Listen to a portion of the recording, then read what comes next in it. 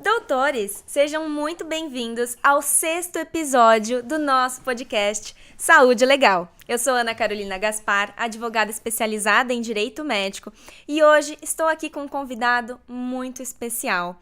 Este convidado é especial porque, além de ter sido o médico cirurgião plástico responsável pela minha cirurgia de silicone, também hoje é meu cliente da assessoria jurídica preventiva no Direito Médico.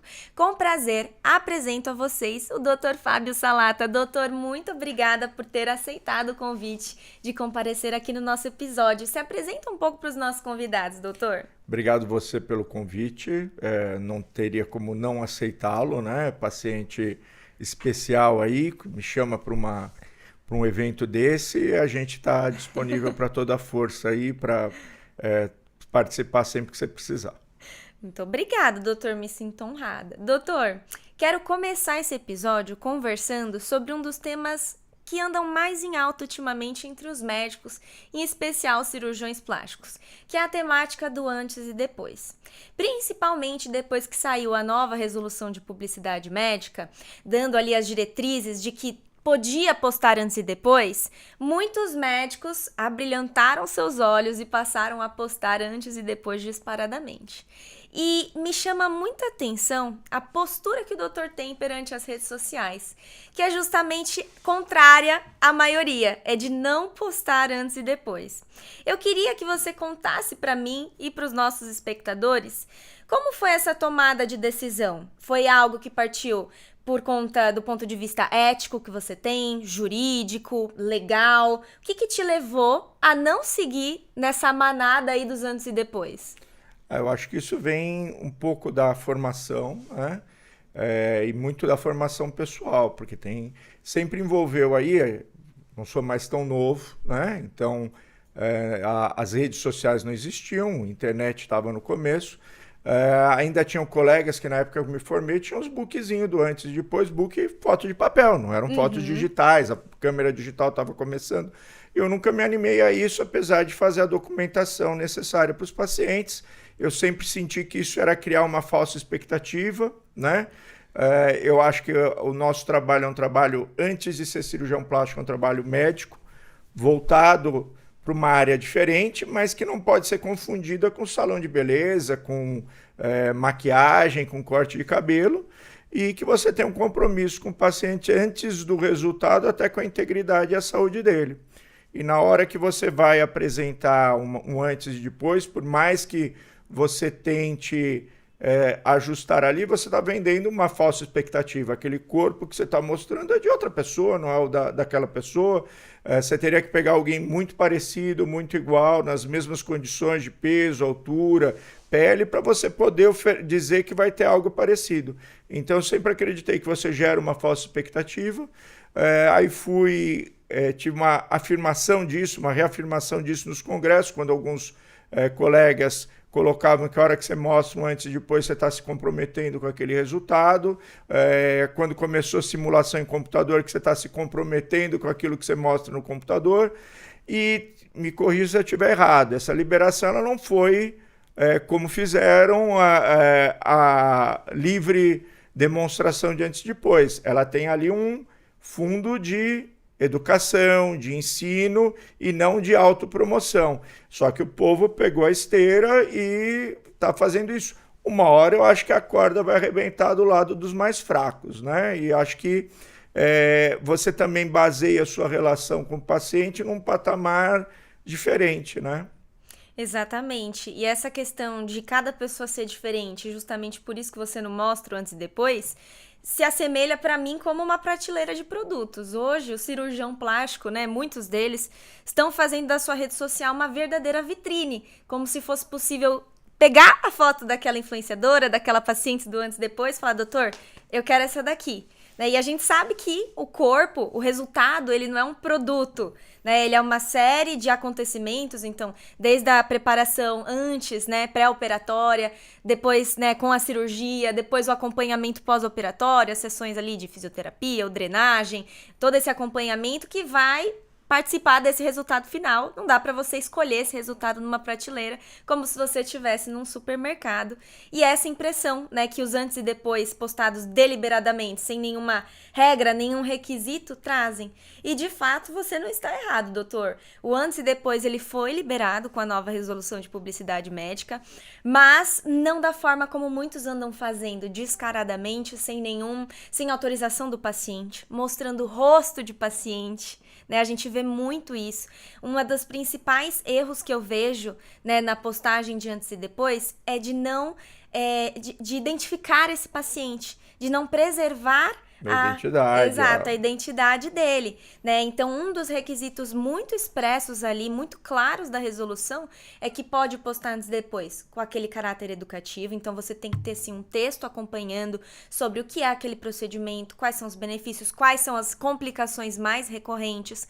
Postar foto das complicações mais recorrentes, o que ninguém quer fazer, porque ninguém quer mostrar para o paciente que ele pode ter uma necrose, que ele pode ter uma deiscência de pontos, uma infecção, ninguém quer mostrar. E as pessoas não querem ouvir isso. Também elas só querem não. reafirmar o que é bom. Então, muitas vezes o paciente chega no consultório, nem fala o que é bom, porque a pessoa já pesquisou o que é bom. Ou seja, não preciso falar para você que a hora que você vai pôr uma prótese aumenta o peito, que ele vai ficar um pouco mais firme, mais para cima. Eu tenho que falar justamente aquilo que você que não, é bom. não espera e que não é bom. É até maluco. Muito tempo atrás, eu tinha no consultório, hoje eu nem tenho, uma foto de uma necrose de um abdômen. Então, quando a paciente era fumante e operou o abdômen, eu mostrava essa foto, falava, ó, esse é o risco que você tem se você não parar de fumar antes de operar. Então, assim, era até para algumas aterrorizantes, né?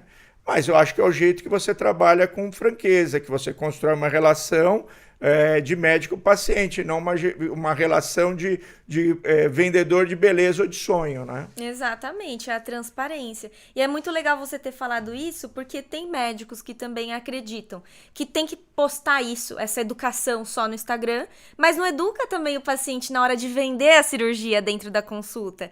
Então não fala ali às vezes de todas as complicações, ou só passa por cima, né? Mas a pessoa também tá num estado tão emocionada para fazer a cirurgia, tão empolgada, às vezes é o sonho da pessoa que ela juntou anos de dinheiro para fazer, às vezes ela ganhou o presente do marido, da mãe, e ela não tá nem prestando atenção no que você tá falando. Então, se não parar um momento para falar com franqueza e seriedade quais são os riscos reais, a pessoa ela vai ignorar aquele fator e se acontecer alguma complicação, depois você que não avisou. De dar informação. Né? Exatamente. Que hoje é uma obrigação. Sim. Na época que eu me formei, estava tendo essa transição, ainda tinham muitos médicos que não falavam nada de risco para o paciente, ele não era autossuficiente, você podia resolver por ele, né? Eu que sei o que é bom para você.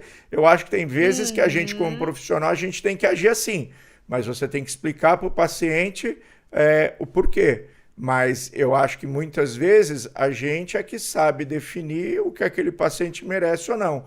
Hoje, com as redes sociais, as pessoas vêm com a cirurgia que ela quer fazer e o resultado que ela quer chegar. Eu costumo falar que, muitas vezes, essa cirurgia que você quer não leva aquele resultado.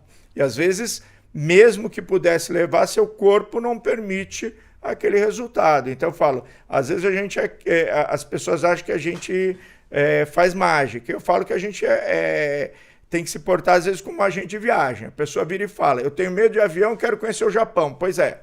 Como você chega no Japão sem você viajar de avião? Você tem não sei quantos anos, você de navio, de barco, ou seja, então a pessoa compra a ideia de uma cirurgia, da facilidade daquela cirurgia e projeta um resultado que não tem nada a ver com aquilo. Exatamente, não tem muitas vezes o preparo emocional necessário, né, para enfrentar a cirurgia. Será que a pessoa está disposta? E algo muito bacana foi você ter contado da transição entre gerações em relação ao dever informacional do médico. E isso faz parte da história do direito médico também, do direito do paciente. Essa questão da autonomia do paciente, ela está muito ligada ao conceito de filosofia e política.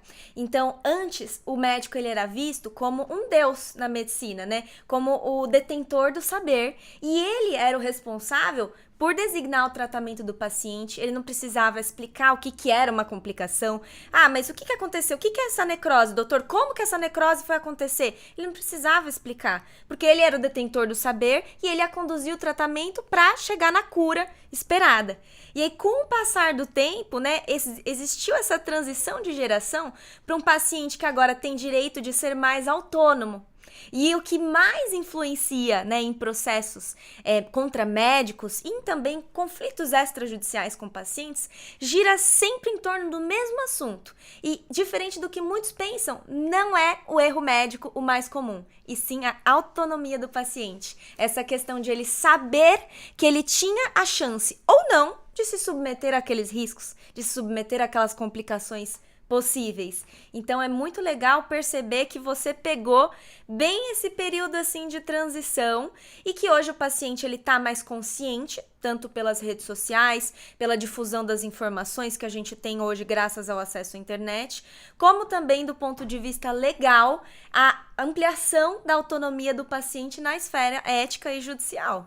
O lado ruim é que isso da autonomia trouxe ao paciente a ideia de que porque ele tem autonomia de querer ou não uma coisa, ele é a pessoa que vai indicar o que ele vai fazer, o resultado que ele vai ter. Também. Isso criou esse engano para o paciente. Então é por isso que a pessoa chega com essa ideia do eu quero fazer assim, quero esse resultado. Então eu continuo achando que a gente é quem sabe o que é melhor para ele, mas cabe a ele aceitar aquilo ou não. Ele pode não querer aquilo que a gente acha que é melhor para ele, mas não quer dizer que a gente esteja errado e ele esteja certo. Ele está exercendo o direito dele de não querer aquilo, mas não dá para ele querer o que a gente não pode dar do jeito que ele quer, né? Exatamente, que não é uma indicação cirúrgica. Exatamente, e a gente passou muito mais pela ideia do que não é só dizer sim para o paciente, você tem que dizer não muitas vezes, né? Exatamente, existe uma dicotomia muito grande entre o que é indicado e o que o paciente quer com essa questão da autonomia, né? Exatamente. E eu acho que isso fica ainda mais agravado com as redes sociais, as influenciadoras e influenciadores que hoje em dia vêm propagando a série de cirurgias que eles vêm fazendo. Uma das mais famosas ultimamente que eu tenho visto por aí é a tal da Mummy Makeover, né? Mummy Makeover, o que é? Um nome bonito para uma composição de cirurgias. Uma composição de cirurgias que pode ser diferente para cada pessoa. Então, às vezes, para uma paciente, o Mummy Makeover é uma mastopexia e uma lipo. Para outra, é uma mastopexia, é uma lipo, é uma abdominoplastia, são um conjunto de cirurgias maiores. Então, tem muita paciente que eu vejo hoje chegar nos consultórios e falar assim, eu quero fazer a Mummy Makeover que a influenciadora tal fez, que a influenciadora X fez. E ainda acha que pode fazer 2, 3 meses depois que teve nenê, né? Exatamente, tem essa também. E aí temos o quê? Temos os profissionais que visam somente o lucro, o dinheiro, o destaque, e que não agem com o dever médico adequado. A pessoa está disposta a fazer o que o paciente quer, na hora que o paciente quer, contanto que ele seja bem remunerado, né? E aí que entra a gente de novo. Quem que sabe qual que é o momento certo para a pessoa operar? Ela tem que estar fora daquele período de descarga hormonal, tem que ter parado de amamentar, tem que ter reduzido o peso para ela ter o melhor resultado. Então o pessoal pega um pacotão que acha que porque o influenciador falou, né? Inclusive é uma coisa interessante. As pessoas acham que elas aprendem mais assistindo os videozinhos, os reels, seguindo alguém no Instagram e às vezes não valoriza a informação que ela foi buscar numa consulta médica, né? Desconfia, chega a desconfiar do médico.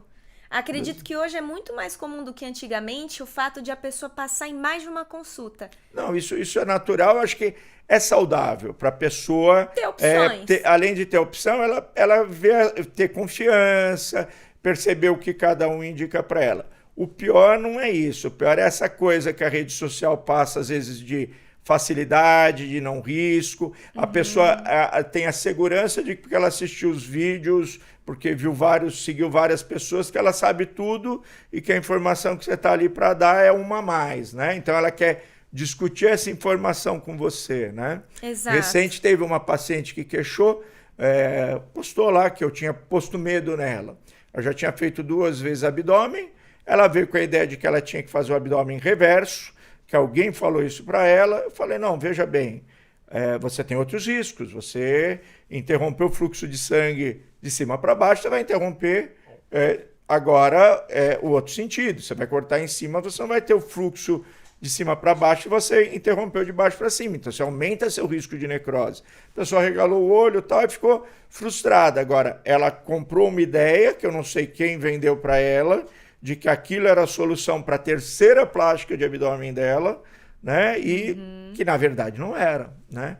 Pelo menos na minha concepção. E a pessoa estava firme que era aquilo, que eu tinha que seguir o que ela queria, né? Sim. Uma vez fez uma consulta de prova de mama, e o que eu falo de prova de mama? Os benefícios você quer. Eu falei todos os riscos. A pessoa saiu frustradíssima, que eu não discuti com ela tamanho, que eu não discuti com ela forma, que eu não discuti com ela que tamanho que ela devia pôr, ou seja, a minha função é alertar sobre o que ninguém alerta, que é o malefício, que ela pode ter uma doença autoimune lá na frente, que ela pode ter que trocar uma prótese. Agora, a pessoa só quer discutir o melhor tamanho para ela, né? Exatamente. Essa é a parte boa, a parte mais fácil, né, doutor? Que a gente não precisa nem da gente, né? Escolher o tamanho, é só olhar no espelho, ela pode se divertir com essa tarefa. Exatamente. Bom, a gente falou um pouquinho sobre os contras de um médico postar dessa forma descarado antes e depois sem determinados requisitos. Mas eu entendo também que, principalmente para essa nova geração de médicos que se formaram recentemente, a internet também é uma oportunidade muito grande de fazer o seu nome, né? É uma ferramenta muito poderosa de divulgação. De aparecer. Então, eu entendo também aqueles que sentem que se não estiverem postando os antes e depois, seguindo as trends do momento, os reels virais, eles entendem que eles vão estar fora do radar. E aí a minha pergunta para você é a seguinte, doutor. Você acha que é possível estar fora da internet e mesmo assim Você acha que é possível estar fora da internet e mesmo assim construir sua reputação e também uma cartela forte de pacientes? Então, eu acho que é mais difícil hoje, né? Porque assim, mesmo as pessoas mais velhas, eu ainda acho que a chegada do paciente é o boca a boca, mas esse paciente vai na internet validar o que falaram de você. Então, assim, você falou de mim para sua amiga. Primeira coisa que ela vai sair a hora que ela der as costas para você é me procurar no Instagram, na internet. Então, assim, a pessoa estar totalmente fora, eu não acho que seja fácil. Mas ela tem que entender que aquilo é um meio para ela ser validada, para ela se consolidar. Mas eu não acho que é o meio de chegada principal dos pacientes até o médico, né? Então, assim, você fez um vídeo, as pessoas vão te procurar. Que tipo de relação que é essa, né? Meio que nem sendo comprar um carro mais distante, na concessionária. Né? Mais fria, talvez. E por isso que as pessoas ainda ficam nesse vício de querer saber de você na internet. Então, as pessoas que lidam com internet e com vendas, pacientes consomem ou compram de pessoas se relacionam com pessoas. Então, dá a ideia de que você tem que estar na internet se mostrando seu dia a dia, sua vida pessoal, sua privacidade. Mas por que isso? Porque as pessoas não se conectaram na presença, elas têm que se conectar no virtual. Eu acho que quando você faz uma consulta adequada, quando você tem transparência com o paciente, quando você olha no olho, quando você fala a verdade para a pessoa e ouve as vontades dela, os desejos, você estabelece uma conexão muito melhor e que ela não precisa necessariamente saber da minha vida pessoal, né? Então, eu acho que vira um ciclo vicioso. As pessoas não têm o contato pessoal, elas ficam tentando buscar esse contato na internet para se conectar e tenta se conectar pela internet, mas não é a mesma coisa que o contato pessoal, né? É como se fosse uma carência, né? Exatamente. É uma carência enorme que as pessoas não conseguem suprir. Mas eu acho que é um mundo assim, você tem que ter a presença digital, mas realmente eu não sei, é muita gente hoje, é muita invasão das especialidades e da medicina também, que acabam gerando uma concorrência lateral aí, né? Então, assim, realmente deve ser muito difícil para o pessoal que começa Eu acho que, na verdade, a melhor oportunidade para esse pessoal é, às vezes, colar em alguém que dá oportunidade, que abre espaço para você herdar pacientes, para você ter pacientes que eventualmente não podiam pagar o profissional que procurou, mas você está ali na cola e você pode seguir esse paciente. Então, acho que esse é um caminho. Tem gente que tenta o caminho aí das intermediadoras, entre o cara que se formou e dá um plantão de pronto-socorro e fazer cirurgia para as intermediadoras. É lógico que ele ganha mais fazendo a cirurgia, mas, por outro lado, muito mais responsabilidade por muito mais tempo do que os atendimentos num pronto-socorro de uma instituição grande, que tem protocolos, etc. e tal. E, no fundo, eu acho que esses pacientes que você atende em instituições, as pessoas se iludem, mas eu acho que muito poucos viram pacientes do médico. Ele foi naquele serviço, ele foi naquela instituição, atrás daquele preço daquele serviço. Se você sair de lá amanhã, com você. Exatamente. Se o médico sair de lá amanhã, a amiga vai lá, vai no outro que está lá naquela instituição, naquele serviço. Mas é uma forma de viver da plástica, ganhar experiência, né? Exato, é uma forma de ganhar experiência, mas até o doutor comentou e me lembrou um caso de um cliente, e ele na verdade tem várias judicializações, porque ele ficou alguns anos nessas intermediadoras, nessas instituições, né, que promovem ali cirurgias, na maioria das vezes, de silicone e lipoescultura, né, em geral, e nessa rotatividade alta, tanto de profissionais que trabalham lá, quanto de pacientes, né? E sem individualização do tratamento. Individualização, exato. É nessa ideia de vender um pacote fechado, né? Muitas vezes elas têm centro cirúrgico ali mesmo dentro da clínica, faz tudo ali, paga uma coisa só. E uma coisa de muito perigosa que eu vejo nisso é o fato de essas instituições não se preocuparem com o médico. Elas se preocupam com a documentação e a proteção delas. E aí, quando acontece um processo, a primeira coisa quem vai processar? O paciente processa o médico e a instituição. Ele processa sempre os dois para ele ver quem tem mais dinheiro, quem vai pagar o quê? Quem vai cair na indenização, na condenação, né? E muitas das vezes a clínica tem toda a documentação para se isentar ali daquele processo, para falar, não, foi o médico que operou. Eu só fui o financiador do processo, eu não tenho participação. Eu só tenho a parte bancária, que a gente viabilizou a cirurgia, e eu tenho o centro cirúrgico, mas isso daqui foi erro médico, foi insatisfação do resultado, a expectativa não foi alinhada com esse médico. E aí a pessoa pede exclusão do polo passivo da ação. A pessoa não, né? A instituição. Então, é algo também bem delicado que eu vejo, que apesar de ser uma porta de entrada boa para você ter pacientes, hoje eu não vejo como uma das mais interessantes para quem está começando. Não, eu tenho certeza que não é. Eu acho que assim, o cara pode... Aquela história quando você está começando, carregar os ovos em várias cestas, então ali... Pode ser uma cestinha, um lugar que ele tem uma retirada garantida, mas saber que essa retirada lá na frente pode cobrar um juros bem caro dele, né? Bem alto. Financeiramente não ter valido a pena. Mas é um jeito de ganhar experiência e não ficar parado, né? Acho que se justifica, né?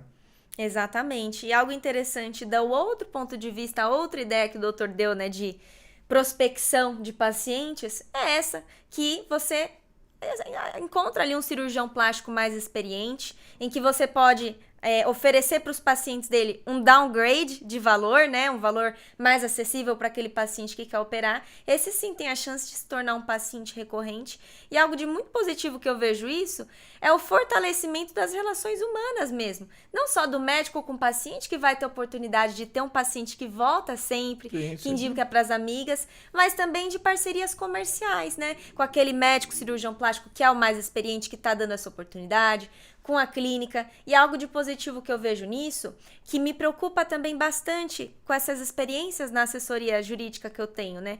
Cada vez mais a gente vê profissionais que querem individualizar a sua proteção. Então, olha, isso aqui é problema seu, isso é problema meu, eu não vou me meter no seu problema. Se acontecer alguma coisa, é você que resolva. E todo mundo quer montar essa estrutura jurídica, agora eu tô falando da minha parte da advocacia, todo mundo quer montar essa estrutura jurídica pensando no próprio umbigo.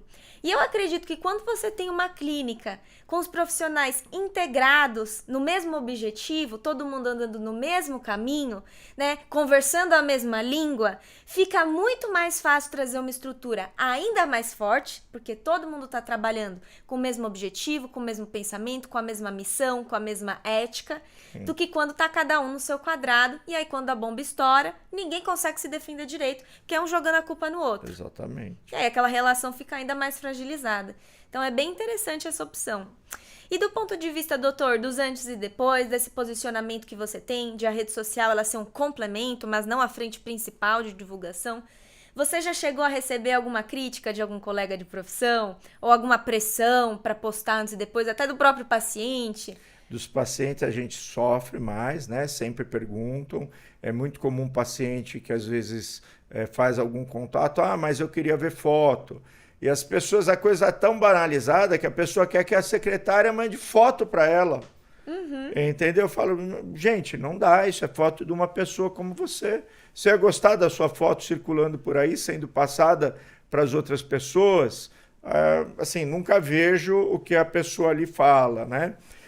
Há casos que eu mostro no computador, um ou outro caso para mostrar o risco, para mostrar o caso fortuito, para mostrar o que pode se melhorar, o que aquilo vai oferecer, não como, esse é o resultado de uma mama. Não, não é isso. Se eu fizer esse corte, eu consigo tirar isso aqui. Se eu não fizer, isso não sai.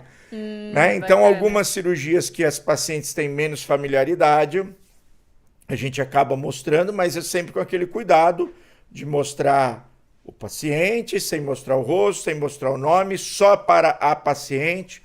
Quando é um homem, só para o homem, ou seja, e ainda assim com muita seleção e necessidade. Né? Assim, todo mundo que entra, vamos mostrar aqui, olha ali a cirurgia. Sim. Né? Então, eu faço muito o abdômen 360 já há anos, tenho uma experiência bem legal nisso. E é interessante que chega muita paciente pós-bariátrica que nem sabe o que é um abdômen 360. E é isso que realmente vai melhorar aquela pele no flanco e vai subir o bumbum. Então, quando eu falo disso, a pessoa se assusta. Meu Deus, mas não basta a cicatriz no abdômen, tem que ir para as costas?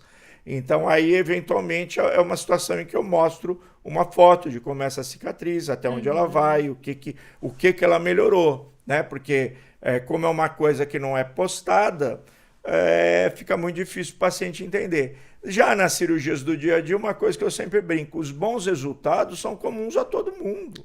Verdade. Todo cirurgião experiente ou que tenha um know-how, ele consegue o bom resultado que outro apresenta. Ninguém tem a varinha mágica, a poção mágica, de que só aquele cara consegue aquilo. As técnicas cirúrgicas, elas são reprodutíveis, ela é que nem receita de bolo. Pode ter uma pitadinha ali, se o cara esconde, o molhinho secreto dele que ele não conta para ninguém, mas isso não vai dar uma diferença brutal no resultado cirúrgico, um cuidado diferente com a cicatriz.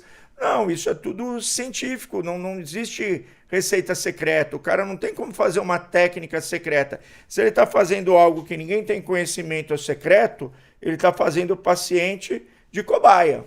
Ele está usando uma coisa experimental, e isso também não está correto. Então, o que tem? Alguns colegas vendem técnicas como milagrosa para uma dada cirurgia, né? Então, tem que ter isso.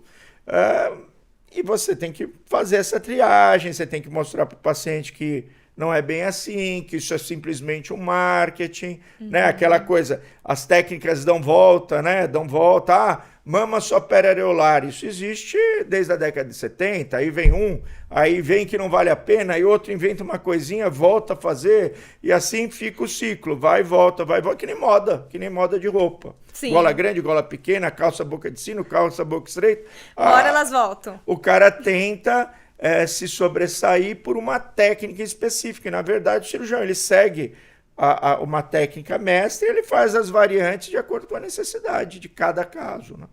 Perfeito, doutor. Perfeito essa explicação.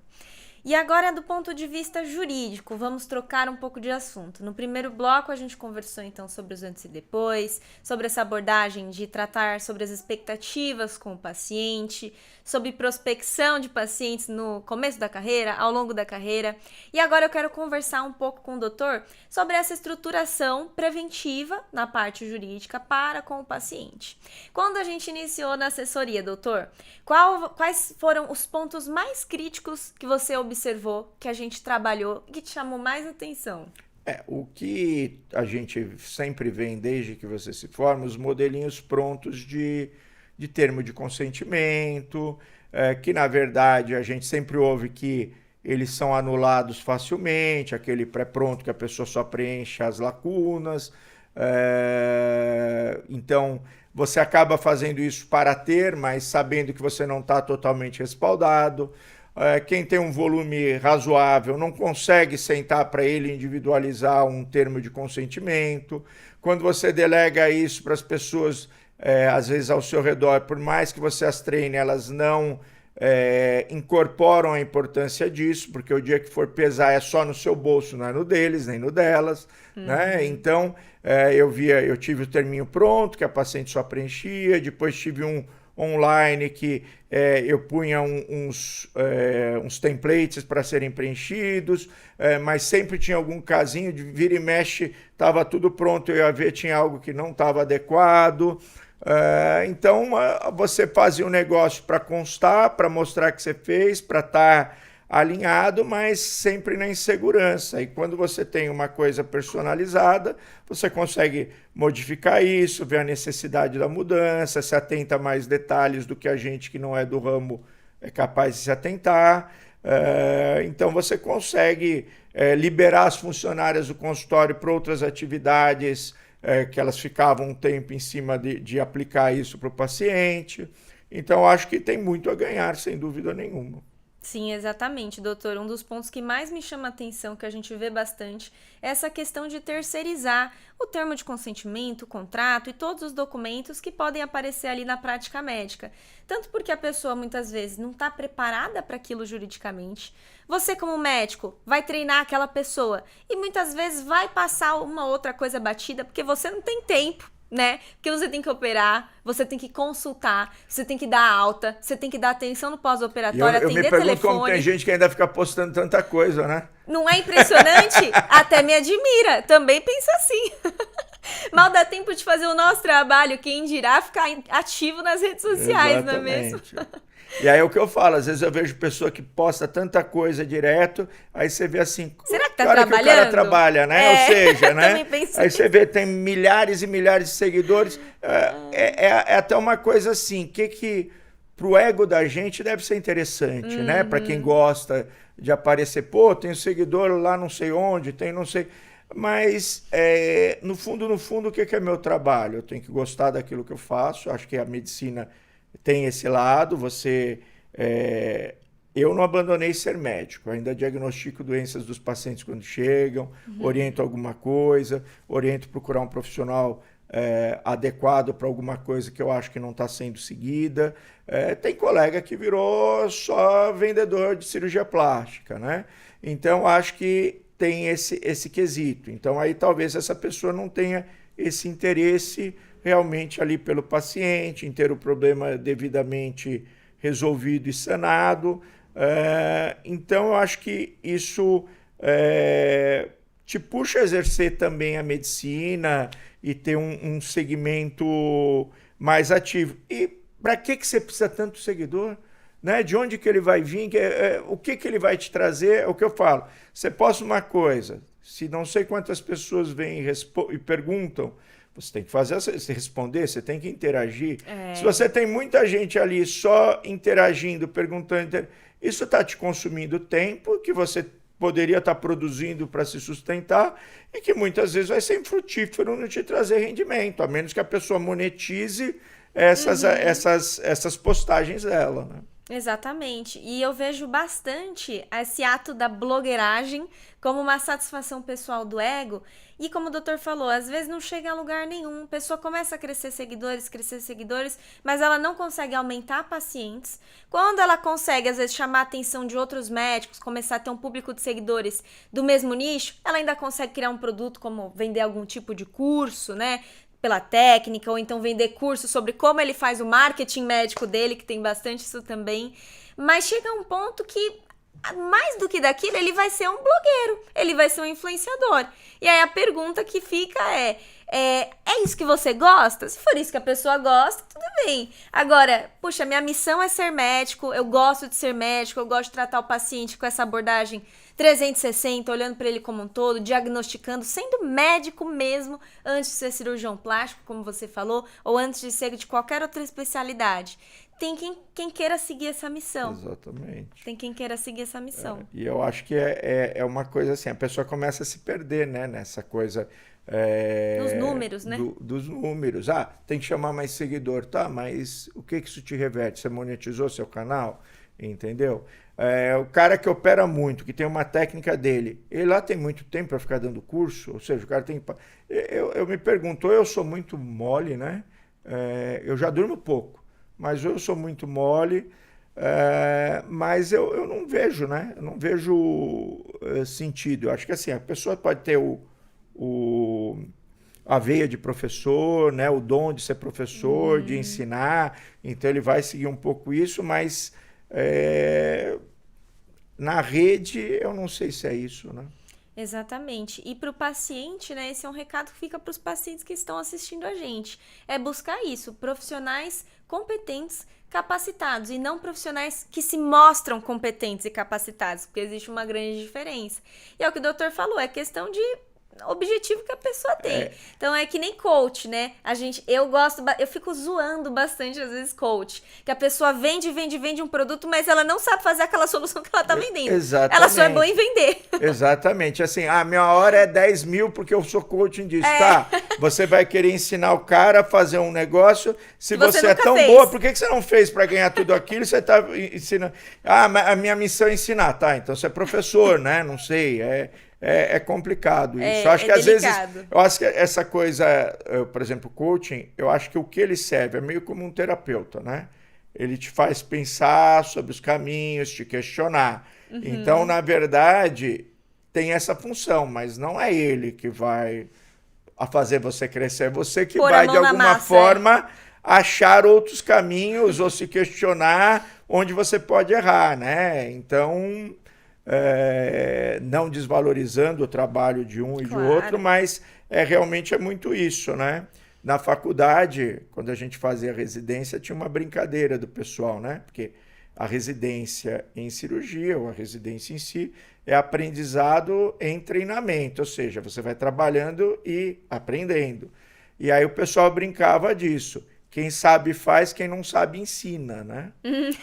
Era o típico. Então era assim, você tinha aquele cara que operava fantasticamente, ele às vezes não tinha nem saco de ensinar. Você aprendia vendo ele fazer. E tinha aquela pessoa que sabia super o basicão, didático, que mostrava para você a veia passa aqui, a artéria passa ali, você corta aqui, você corta ali, tá lá. Só que a hora que ele tinha que operar, ele não tinha essa capacidade toda, né? Não então tinha era mão. bem... Exatamente. Dá para entender isso. E algo que a gente tem visto muito, doutor, eu até vou aproveitar para te perguntar a sua opinião.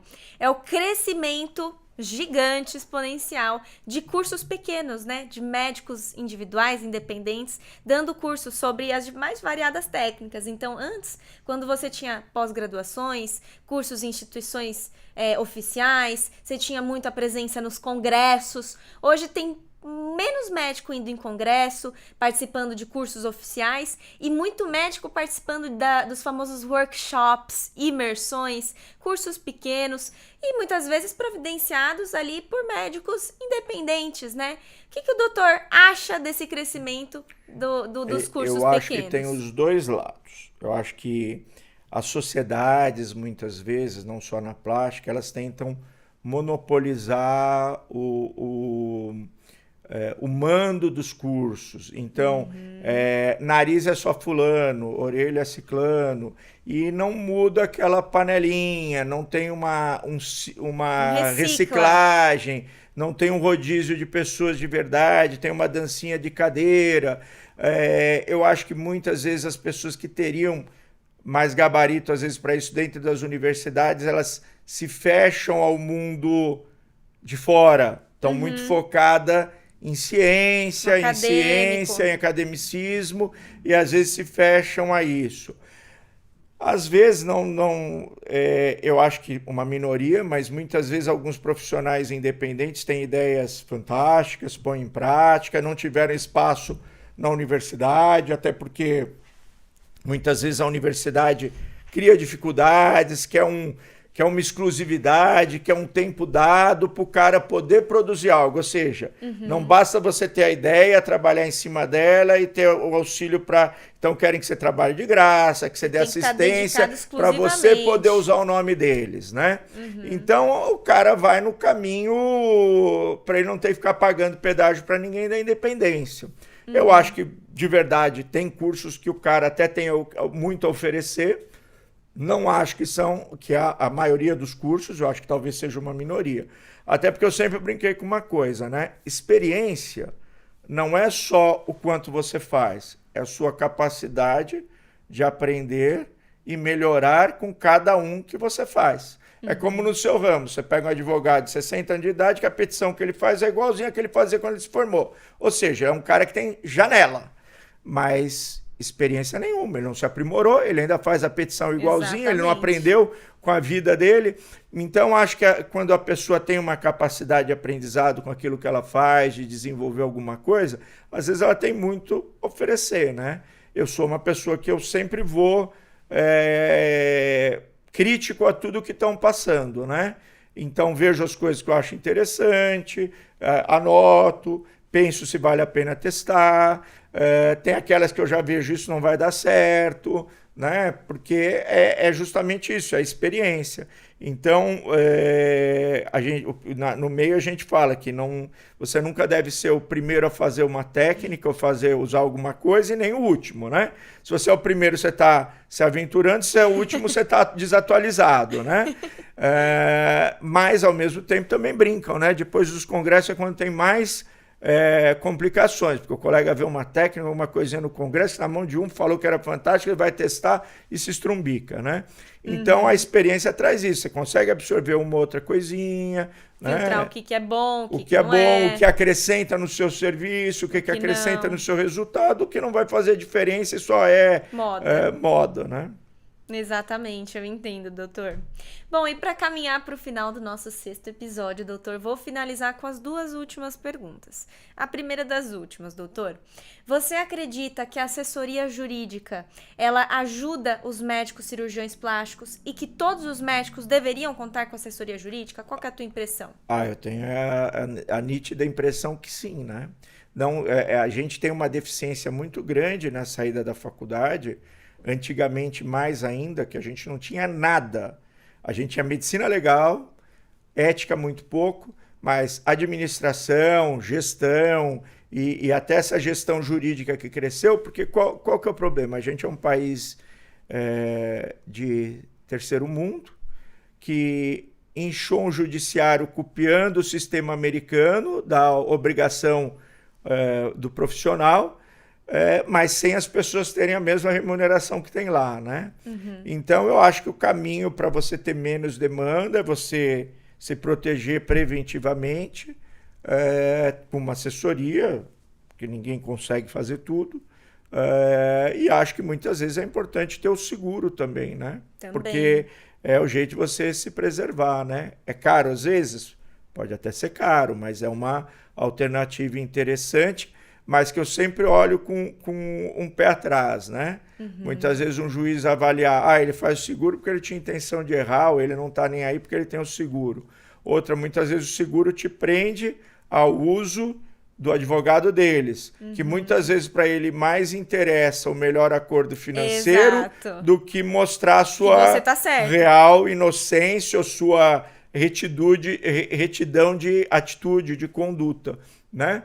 Então, acho que isso, às vezes, a gente que não é mercenário, você preza muito pela aquela coisa de estar demonstrado aquilo que você acredita e não simplesmente a melhor solução financeira. Né? Exato, mostrar que você agiu de forma ética. E eu gosto sempre de falar que o seguro, ele tem que ter, mas a assessoria também tem que ter. Exatamente. Os dois andam de mãos dadas. A assessoria, ela vai servir para trazer toda essa estrutura preventiva para que, se Deus quiser, você nunca tenha um problema jurídico, ou que se você tenha, que seja extrajudicial e a gente resolva isso fora do judiciário. Mas se por algum acaso, mesmo com toda essa prevenção, você seja demandado judicialmente, você vai ter o conforto financeiro de saber que você vai poder contar ali com aquele dinheiro, Sim, né? não Pra, ter que se das descapitalizar, não ter custas que de um processo ou abortar judicial. alguns dos seus planos. Né? Exatamente, mas também com a certeza de que o assessor jurídico que você escolheu para estar do teu lado vai defender os melhores interesses para a tua carreira e não para a seguradora. Seguradora, sem dúvida. Exatamente. E doutor, por fim agora, qual é algum recado que você gostaria de deixar para as mulheres e homens que desejam se tornar pacientes do seu consultório um dia? Bom, se vocês procuram um profissional que está interessado muito mais em você como um todo, não só no resultado, mas na indicação, na escolha da boa cirurgia, se aquela cirurgia vai resolver o que você sonha, o que você imagina, eu sou uma das pessoas confiáveis para esse tipo de trabalho. Não vou te iludir, não vou querer te vender falsas esperanças de resultado. Eu gosto de trabalhar com a franqueza do que você pode atingir. Não eu costumo falar que os pacientes chegam no consultório, a nossa função é trazer eles para a terra. Né? Eles estão voando em balõezinhos coloridos, nos sonhos, e a gente tem que mostrar que não é só sonho, que tem realidade. Né? Agora, se vocês quiserem um profissional midiático, que vai ficar mostrando 1000 técnicas, holofotes e tudo mais, aí não sou eu. Né? Tem muitos profissionais bons que trabalham até dessa forma. Né? A questão é a conduta de cada um. Então, a minha linha é muito mais da franqueza, do te mostrar o que você pode ter e não te vender uma ilusão. Né? O cara usar tecnologia, ser midiático, não é um problema na competência dele. O problema, muitas vezes, é a falta de transparência, de clareza naquilo que ele pode te oferecer. Bom, eu sou suspeita aqui para falar com os espectadores, porque eu adorei a cirurgia que eu fiz com o Dr. Fábio, mas mais do que o resultado, eu gostei muito do acompanhamento, do carinho seu, do carinho da sua equipe, doutor. Eu tenho certeza que isso fez muita diferença. E até bacana eu mencionar como paciente também minha experiência, de que essa franqueza, ela é muito necessária para que você atinja um resultado bom. Porque eu me recordo que quando eu fui fazer o meu silicone, na primeira consulta, eu também já tinha visto 500 mil antes e depois no Instagram, né? Já tinha ali salvo as fotos, né? Dos estilos ali de busto que eu queria. E aí eu lembro que eu queria colocar o silicone por cima do músculo, né? Era uma vontade, porque eu vi de acordo com as fotos que eu vi, com o que eu li na internet. E aí o Dr. Fábio me explicou, né? Por que no meu caso não ia se adequar, não ia ficar bonito, ia ficar muito artificial, a longo prazo não ia ficar sustentável, né? Poderia ceder. E aí eu fiquei meio assim, falei, não, vamos confiar e vamos fazer então por debaixo do músculo. E hoje eu tenho certeza absoluta que foi a melhor escolha, porque ficou muito bonito, ficou muito natural, ficou muito sustentável, né? E eu tenho certeza que esse resultado vai ser muito mais duradouro do que aquilo, duradouro e bonito do que aquilo que eu teria escolhido sem uma devida orientação profissional, né, sua. Então, muito obrigada também, doutor, pela experiência que eu tive. Obrigado você pela confiança, pelo convite. Estou à disposição sempre que você quiser, a gente conversa. Estamos juntos, doutor. Até o próximo episódio.